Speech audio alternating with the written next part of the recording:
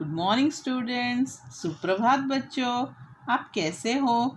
मैं ठीक हूँ। उम्मीद करती हूँ कि आप भी ठीक ठाक होंगे। आज की कविता का नाम है खुशियाँ बांटे सारे जग को। इसके कवि का नाम है सतीश उपाध्याय। चलो हम आपका कविता को पढ़ते हैं। खुशियाँ बांटे सारे जग को। सूरज प्रतिदिन निकलता है और इसकी किरणों के धरती पर आते ही सारा जग खुशियों से भर जाता है।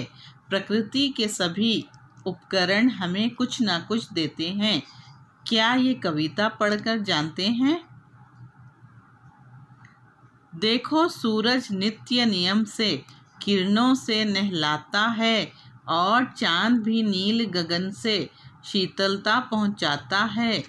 नदियां भी इटलाकर कहती, चाहे पी लो जितना पानी, और बांटी धरती माता हरे खेत को चुनरधानी। कुहू कुहू की तान सुरीली कोयल रोज सुनाती है। कलरव करने चिड़िया रानी भिन सारे आ जाती है।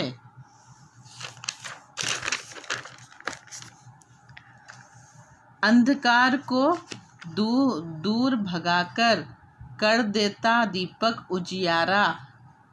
फूल लुटाकर अपनी खुशबू महका देता उपवन सारा। मीठे फल और छाया देने पेड़ सदा झुक जाते हैं। बादल भी लाकर के पानी सबकी प्यास बुझाते हैं। परोपकार का जीवन इनका सचमुच बड़ा महान है। खुशियाँ बांटे सारे जग को, वही सच्चा इंसान है। ये कविता खुशियाँ बांटे सारे जग को ये संदेश दे रही है सभी को कि हमें भी प्रतिदिन नित्य नियम काम करना चाहिए।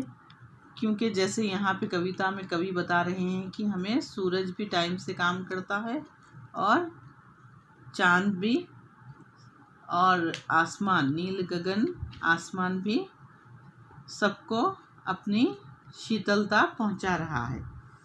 तो यहाँ हमें भी प्रतिदिन नियम अनुसार कार्य करना चाहिए तथा दूसरों का भला करने से वे सारे जग में खुशियाँ बांट सकते हैं।